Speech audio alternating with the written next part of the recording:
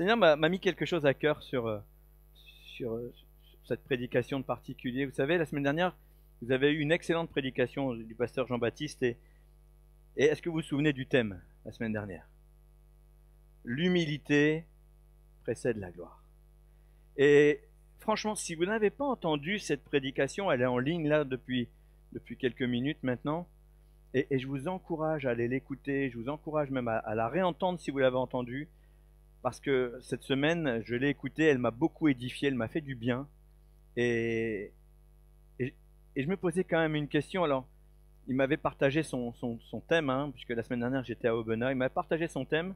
Il m'avait dit l'humilité précède la gloire. Je vais parler de l'humilité. Et franchement, je pense qu'il a bien ciblé le thème. Mais moi, j'ai retenu une chose, c'est l'humilité précède la quoi? La gloire. C'est quoi la gloire? C'est quoi la gloire? On va parler de la gloire ce matin. Je vous l'ai dit, cette prédication était profonde, encourageante. Et franchement, c'est très courageux de prêcher sur l'humilité. C'est pas un sujet facile. Parce que déjà, on est sur une estrade. On est un peu plus haut que tout le monde et on doit prêcher sur le fait d'être humble. Mais ce qui m'interpelle, c'est que finalement, cette humilité précède la gloire, mais de quelle gloire il s'agit? Et je pense qu'il y a plusieurs formes de gloire, mais j'aimerais en développer 3 avec vous ce matin. Premièrement, la gloire de l'homme selon l'homme, la gloire de l'homme selon Dieu, et finalement, la gloire de Dieu. On va parler de ces 3 choses ce matin. Et bien sûr, on va commencer par la gloire de l'homme selon l'homme. Alors j'aurais voulu illustrer un peu avec quelques images, mais finalement je pense que vous allez bien comprendre que la gloire de Dieu selon l'homme, la gloire de l'homme, pardon, selon l'homme, eh bien, elle trouve déjà sa définition dans le dictionnaire. La définition du dictionnaire nous dit ceci, que la gloire c'est une grande renommée répandue dans un très vaste public. C'est pas juste une renommée, aussi grande soit-elle. Pour qu'il y ait la gloire, il faut qu'il y ait la renommée et le public. Ou encore, c'est un honneur acquis par une action ou un mérite. Finalement, la gloire, selon le monde, hein, c'est comme ça qu'on pourrait l'appeler quand on est chrétien, c'est quelque chose qui va t'arriver quand les autres auront décidé que ça doit t'arriver. La gloire, c'est ce que les hommes, avec un grand H, vont te donner. Et elle est totalement aléatoire parce qu'elle dépend de tellement de critères que les facteurs sont pas tout à fait rationnels. Il y a des gens qui ont beaucoup de talent qui n'ont aucune gloire. Et vice-versa. On l'a déjà vu, il y a des gens qui ont beaucoup de gloire pour si peu de talent. Et la gloire, elle peut être d'abord un coup de chance, par exemple. On peut devenir glorieux par un coup de chance. Alors j'ai regardé, j'ai cherché un peu d'exemples. Et est-ce que vous connaissez Jean-Baptiste Bernadotte? Rien à voir avec notre aîné de l'église Bernadette. Hein? On parle bien de Jean-Baptiste Bernadotte. Jean-Baptiste Bernadotte était un officier de Napoléon. Et quand Napoléon a fait une guerre en Suède, eh bien Jean-Baptiste a trouvé juste et normal de bien traiter les Suédois qui étaient des prisonniers, contre l'avis visiblement de son général. Et la conséquence, c'est que il a été choisi d'une manière totalement inattendue pour devenir le roi de Suède. C'est le père de la dynastie royale de Suède d'aujourd'hui. Il était juste gentil, mais au bon endroit, au bon moment. Cet homme gentil aurait pu être très gentil partout ailleurs sans jamais donner son nom à une dynastie royale aujourd'hui qui règne encore sur la Suède. Donc, c'est un gros coup de bol. Vous connaissez Harrison Ford? Indiana Jones. Vous connaissez? Eh bien, lui c'est encore différent.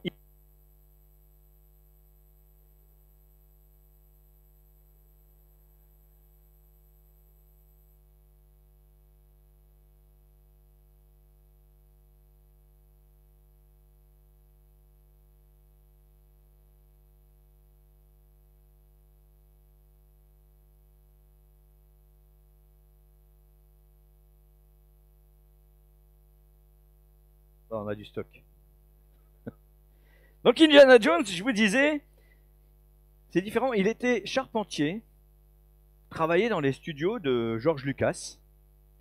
Et puis, comme il travaillait et que George Lucas faisait passer des castings pour Star Wars, il lui a demandé, est-ce que tu peux donner la réplique aux gens? Il lui a donné le scénario, et lui, il devait donner la réplique. Donc autant vous dire qu'il participait à rien, c'était juste le gars qui était au bon endroit au bon moment. Et finalement, George Lucas, voyant les gens qui répondaient et voyant le jeu que Harrison Ford produisait, s'est dit, pourquoi chercher? Il est là. Et c'est comme ça qu'il est devenu Han Solo et qu'il a joué dans Star Wars. C'est encore une fois être au bon endroit au bon moment. Ça a lancé sa carrière. C'est un acteur mondialement connu aujourd'hui. Très bon acteur, j'aime beaucoup. Et donc, vous voyez, parfois, la gloire vient par un coup de chance. Bien sûr, il y a du talent derrière, il y a des capacités. Mais peut-être que si ça avait été toi qui avais été charpentier dans les studios de George Lucas, ce serait peut-être toi aujourd'hui qui serait derrière l'affiche d'Indiana Jones. Pourquoi pas? Il y en a qui ont reçu la gloire, vous savez pourquoi? Parce qu'ils sont nés beaux. Ben, ça peut faire sourire, mais figurez-vous qu'il y a de nombreuses personnalités qui sont devenues célèbres, principalement à cause de leur physique. Pour pas taper dans le trop vulgaire, on peut parler par exemple de Brigitte Bardot. Brigitte, alors, dans le trop vulgaire, hein. Parce qu'il y a vraiment pire. Brigitte Bardot, c'était une icône. Mais surtout parce qu'elle était jugée comme étant belle. C'est ça qu'il a mis sur des affiches de films, c'est ça qu'il a mis devant la lumière. On pourrait même citer aujourd'hui des hommes tels que James Dean, et plus récemment, Justin Bieber ou Zac Efron. Ce sont des acteurs qui ont d'abord été choisis parce qu'ils étaient beaux, parce qu'ils incarnaient ce qu'un public voudrait voir.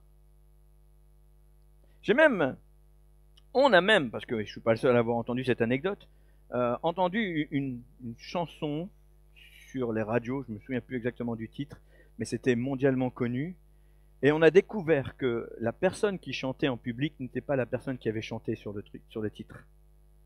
Parce que la personne qui avait chanté sur le titre n'avait pas le physique assez attrayant. Alors on a mis une poupée pour chanter, elle n'avait pas de voix et elle chantait pas, elle avait juste un micro. Vous voyez où on en est? On donne la gloire pour la beauté. Et ces gens-là, bien sûr, je veux bien croire que Justin Bieber, Zac Efron, James Dean, Brigitte Bardot, d'autres, ont travaillé après pour avoir un peu de talent.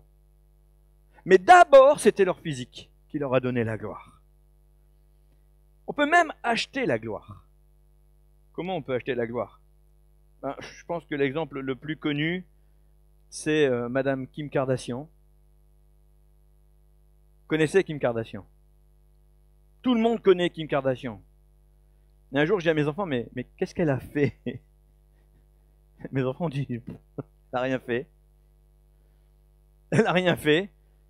Je vais vous dire exactement le début de l'histoire de Kim Kardashian. C'était une styliste de Paris Hilton, la fille héritière des hôtels Hilton. Pas beaucoup de talent, mais il s'avère que Paris Hilton avait une vie un petit peu délurée. Elle a fait quelque chose qui était scandaleux pour sa famille, mais que beaucoup d'hommes dans le monde ont apprécié. Elle a fait une sextape. Et Kim Kardashian s'est dit, je vais faire la même chose. Et elle s'est fait connaître grâce à ça. Ensuite, sa famille a décidé d'investir beaucoup. Vraiment, ils ont financé des stratégies marketing uniquement autour de leur nom. Et c'est comme ça que sont nées les émissions, l'extraordinaire famille Kardashian, machin, etc. Alors, au départ, il y avait une petite fortune personnelle. Il faut savoir qu'ils sont de la famille, d'émirs. Elle compte parmi ses cousins un illustre terroriste qui s'appelait Ben Laden, par exemple. Hein. Voilà. Donc, l'argent, on voit d'où il vient au départ. Et ils ont investi dans des campagnes de marketing pour se faire connaître uniquement, et je suis navré, mais sans talent. C'est que du vent, c'est que de la façade. Pousser le carton-pâte, Tout s'écroule. Il n'y a pas de talent derrière. Et que dire de Donald Trump? Bah oui, c'est pas parce qu'il est président qu'on va l'épargner. Je veux dire, Donald Trump, bah, il était déjà riche, hein, il n'y a pas de problème pour ça, mais il était riche, mais il n'était pas assez connu. Vous savez ce qu'il a fait? Il est allé voir les journalistes de Forbes 400, vous savez, vous ne connaissez peut-être pas ce magazine, c'est le magazine qui recense les 400 plus grandes fortunes au monde. Il est allé les voir, et il leur a donné de l'argent pour figurer parmi les 400. Et comme il voulait pas être 400e, la honte, je suis seulement le 400e homme le plus riche du monde, il leur a donné un peu d'argent pour paraître un peu plus riche. Et ça a fonctionné. Ça a fonctionné, grâce à ça il a eu des émissions de télévision, émissions qui ont été même pompées en France, hein. Elle n'a pas marché, donc on va pas la citer, mais émission qui a fonctionné en France, enfin qui n'a pas fonctionné en France, et il est devenu président des États-Unis. C'était pas l'argent qui l'intéressait, c'était la gloire. Et malheureusement, beaucoup d'hommes, beaucoup de femmes recherchent la gloire des hommes. Que dire de ces personnalités sur les réseaux publics, les réseaux sociaux, pardon, qui sont même prêts à payer des entreprises pour acheter des followers? Certains ont du talent, mais certains... Voilà, j'ai pas de nom puisque je suis, voilà, je suis un petit peu dépassé par tout ça, YouTube, Instagram, etc., etc. Le pire, c'est que la majorité de ces gens s'achètent des gloires éphémères. Parce qu'on est dans un monde de plus en plus sélect. Et si on ne s'appelle pas Kim Kardashian, ben garder la célébrité, c'est compliqué. C'est vraiment compliqué. Et bien entendu, je me réjouis parce que tout ça n'existe pas dans l'Église. Ça n'a jamais effleuré l'esprit du moindre petit chrétien de chercher sa gloire personnelle auprès des hommes. Non. Quoique, j'ai peut-être un exemple. Si on regarde par exemple dans le livre des Actes au chapitre 8, vous savez, l'église qui vient de naître. D'ailleurs, l'église même ne s'appelle même pas l'église. Pour vous dire, hein. On est dans Acte 8, à partir du verset 14, on voit qu'il y a cet individu qui voit arriver Pierre et Jean dans sa petite ville de Samarie. Et lui, il se dit, mais ils font quelque chose d'extraordinaire. À partir du verset 14, on lit, quand les apôtres restés à Jérusalem apprirent que les Samaritains avaient accepté la parole de Dieu, ils déléguèrent auprès d'eux Pierre et Jean. Dès leur arrivée, ceux-ci prièrent pour les nouveaux disciples afin qu'ils reçoivent le Saint-Esprit. Simon vit que l'Esprit Saint était donné aux croyants quand les apôtres leur imposaient les mains. Alors il leur proposa de l'argent et il leur dit, « Donnez-moi aussi ce pouvoir pour que ceux à qui j'imposerai les mains reçoivent l'Esprit Saint. » Dès le départ, c'était faussé. Dès le départ des hommes, des femmes, parce que moi je n'exclus jamais les femmes. Mesdames, honnêtement, quand il faut vous donner un peu de gloire, je le fais. Donc quand il faut un peu, je le fais aussi, pas de raison. Hein. Dès le départ, on a essayé de se servir de Dieu pour notre propre gloire. Et je m'inclus dedans. Comme ça, il n'y a pas de jaloux. Dès le départ, Simon était un magicien et lui, ce qu'il voulait, c'était épater la galerie. Il voulait faire des choses extraordinaires. Alors il s'est dit, je vais donner un peu d'argent à Pierre et Jean. Ces pauvres pasteurs, ils ont besoin de sous, non? Allez. La réponse était un petit peu plus raide de la part de Pierre. Oula, il a bien calmé. Il a bien calmé. Mais n'allons pas imaginer qu'aujourd'hui ça ait changé. Je ne me permettrai pas de juger qui que ce soit, mais je soupçonne certaines personnalités chrétiennes quand même de chercher plus les followers que la gloire de Dieu. Ça m'attriste beaucoup. Je ne fais pas partie des followers. Parce que le discours ne me plaît pas.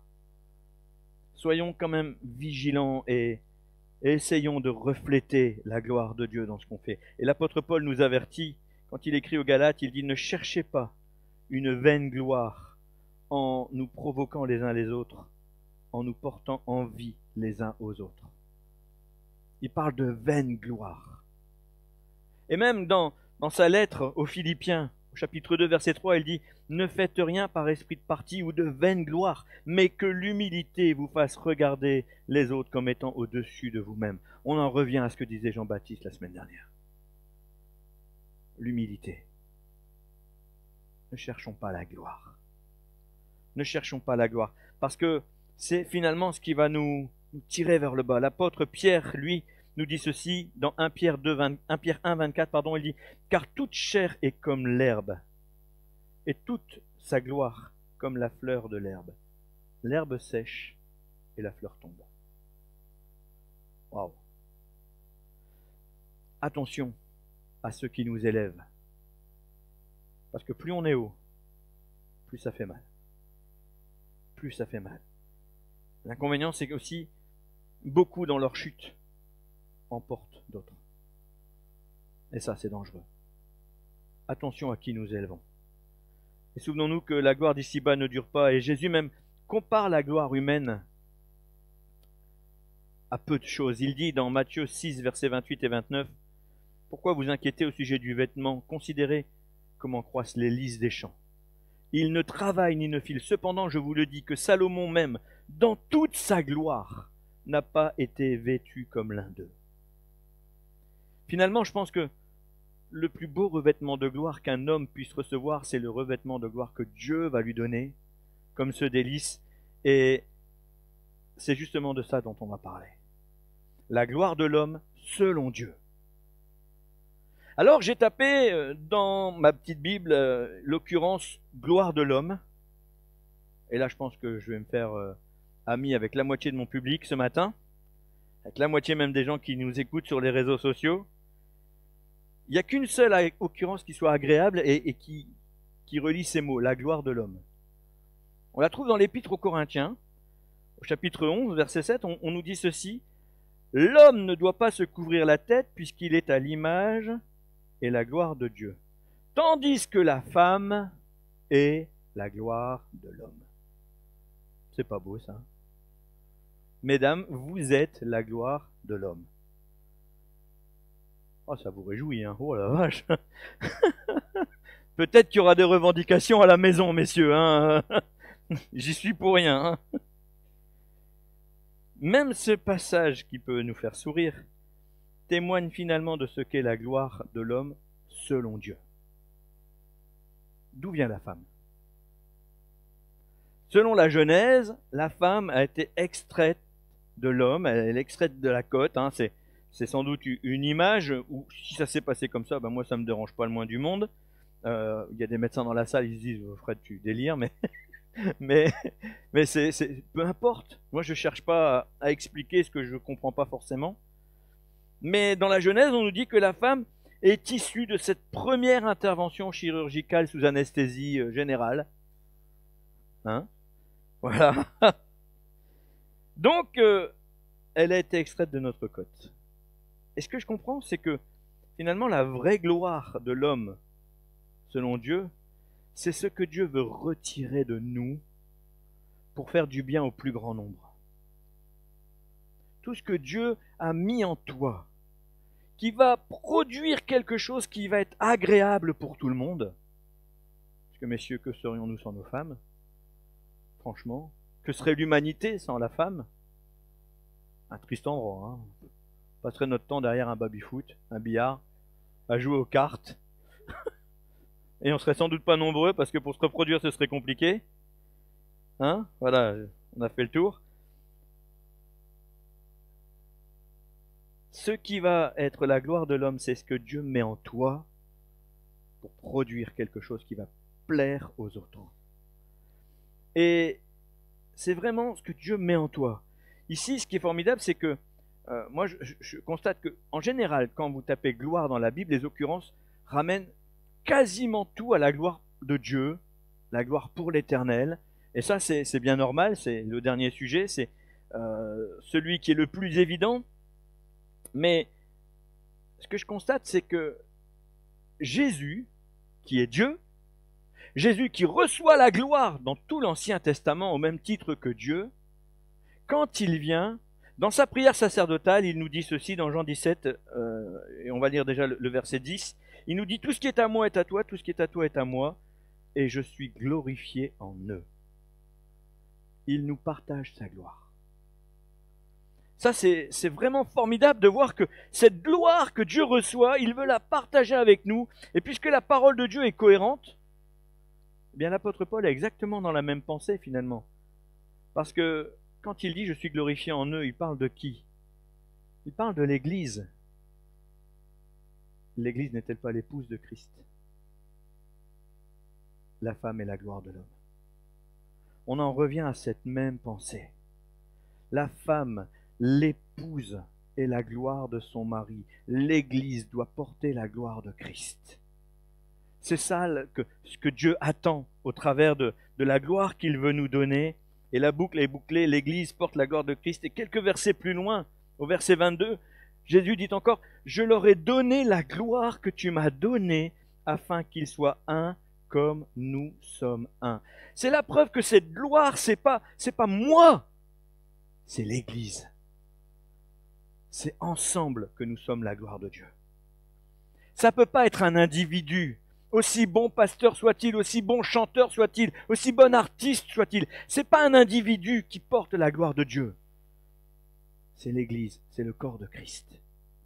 Est-ce qu'on prend conscience que un prédicateur sans gens qui l'impactent, ça sert à rien? Un adorateur sans personne pour l'écouter, sans personne pour emmener le peuple, ça sert à rien. Enfin si, ça glorifie Dieu. Mais c'est pas la volonté de Dieu. Dieu veut partager sa gloire avec son Église. Et c'est ça qui est formidable. Quand ces hommes, quand ces femmes ont suffisamment d'humilité, alors leur service prend une beauté extraordinaire. Et ils reçoivent la gloire que Christ reçoit. Et là encore, on reste totalement biblique. Mais attention, si on peut tromper les hommes en cherchant la gloire pour nous, on ne trompe pas Dieu. C'est ça qui est dramatique. Proverbe 16.2, dans la version Semeur, nous dit ceci: vous pouvez penser que ce que vous faites est bien, mais c'est l'Éternel qui apprécie vos motivations. On le connaît plus en Louis II, qui dit « Toutes les voies de l'homme sont pures à ses yeux, mais celui qui pèse les esprits, c'est l'Éternel. » Mais j'aime bien la version Semeur, où on parle de notre motivation. Quelle est ta motivation? Qu'est-ce qui fait bouillir ton cœur?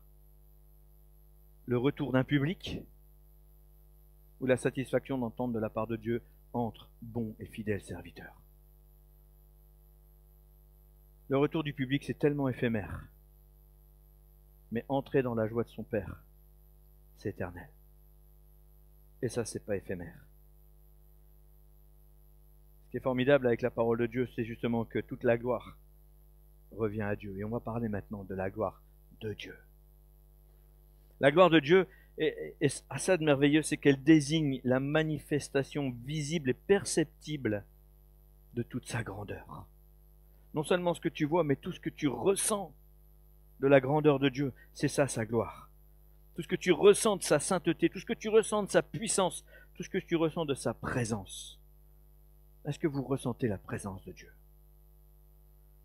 C'est tellement précieux de pouvoir sentir la présence de Dieu. Ce matin, il est présent.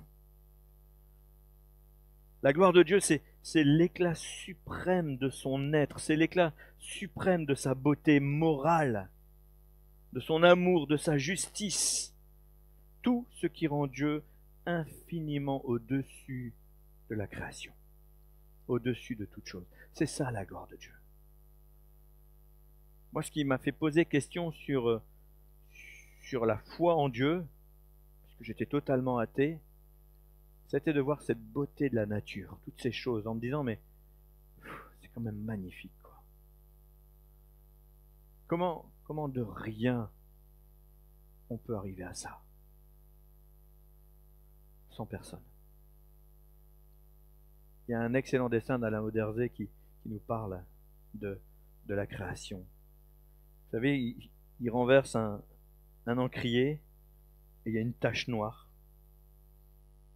Et il dit, voilà la théorie de l'évolution. Et d'un autre côté, il y a le même encrier qui tombe Et il y a un magnifique, c'est un très bon dessinateur, et il y a un magnifique dessin, et il dit ça c'est la création. Moi je suis désolé, mais je vis pas sur une tache d'encre. Tu vis sur une tache d'encre, toi? Non.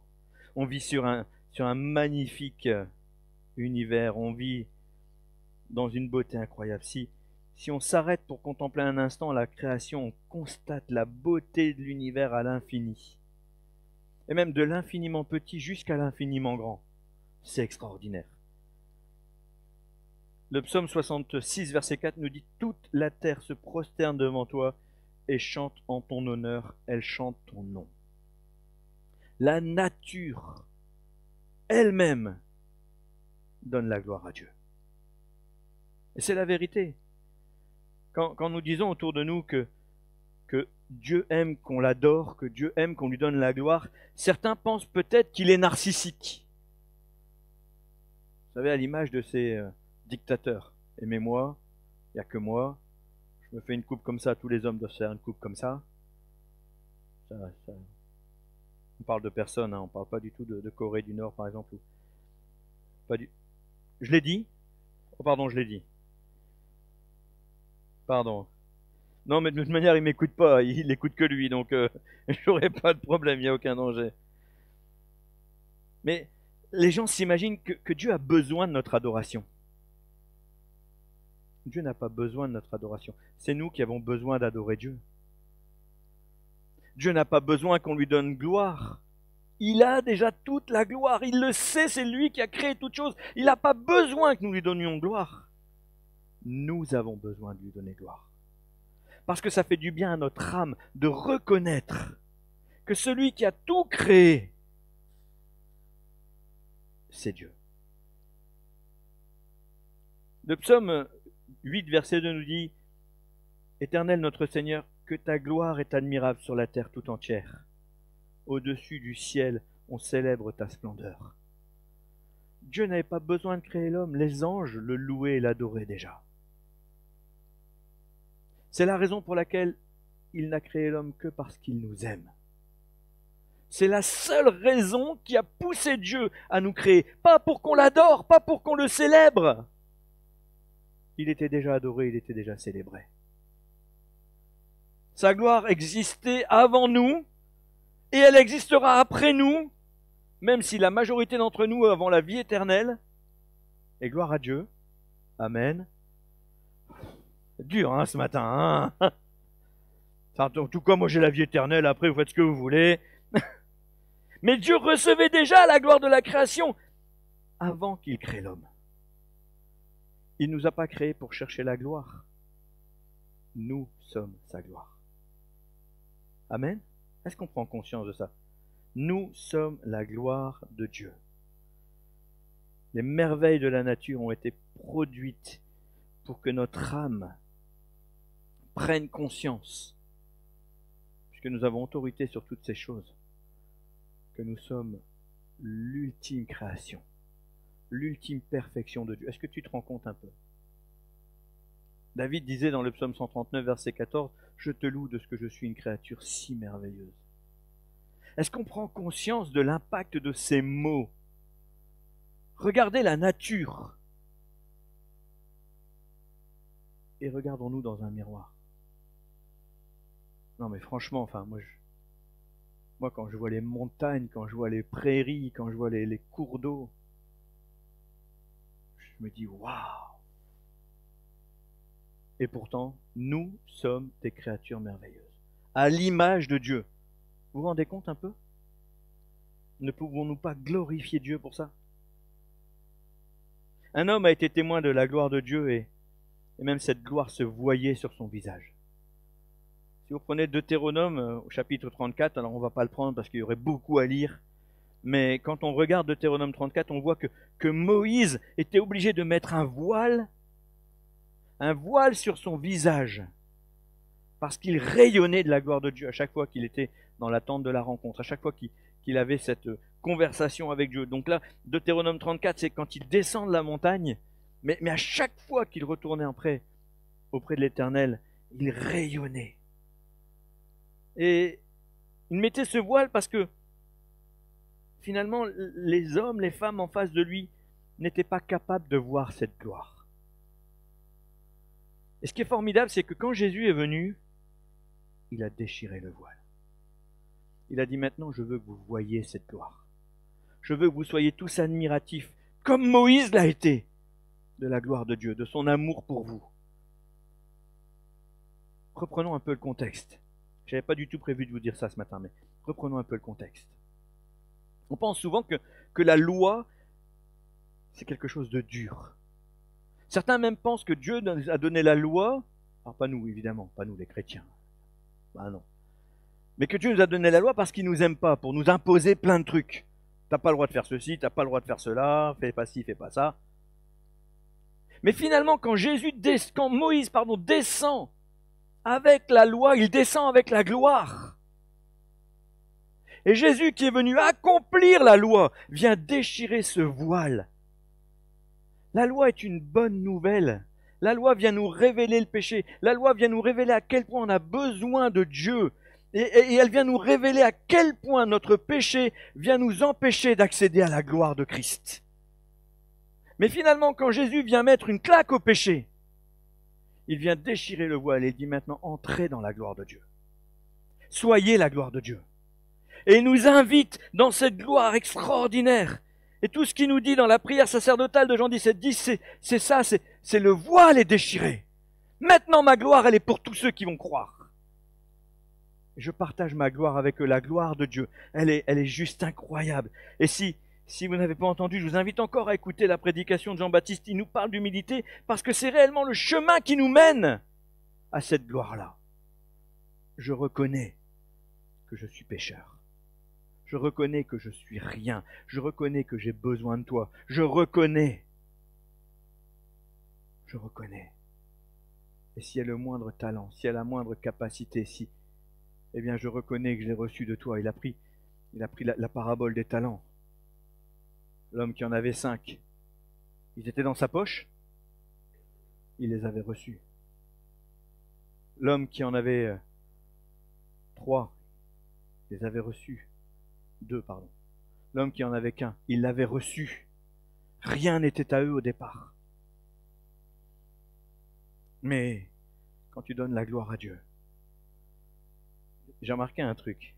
C'est dans cette parabole, quand il apporte les 10 sacs d'argent, il les rend à son maître, on est d'accord. Pourtant, quand celui qui n'a pas travaillé et qui rend le sac d'argent unique, la réponse du maître, c'est « Donnez-le à celui qui a les 10 sacs ». Ça veut dire que les 10 sacs sont pour lui. Mais le fait d'avoir doublé, tu as glorifié Dieu. C'est ça qui est formidable. Quand il ramène ces 10 sacs, il les rend à Dieu, il rend la gloire à Dieu. Mais les 10 sacs sont pour lui. Il lui laisse. Il ne les prend pas, il n'en a pas besoin. Il n'a pas besoin de ça. Mais il veut la partager avec toi. Cette gloire formidable, il veut la partager avec toi. Et là encore, avec ce voile qui est déchiré, bien, l'apôtre Paul nous invite à nous mettre devant ce miroir merveilleux de 2 Corinthiens 3,18. Nous tous qui, le visage découvert, contemplons comme dans un miroir la gloire du Seigneur, nous sommes transformés en la même image, de gloire en gloire, par le Seigneur l'Esprit. Cette gloire, eh bien, il nous dit que lorsque nous contemplons la gloire de Dieu, vous avez vu dans quoi il la contemple? Dans un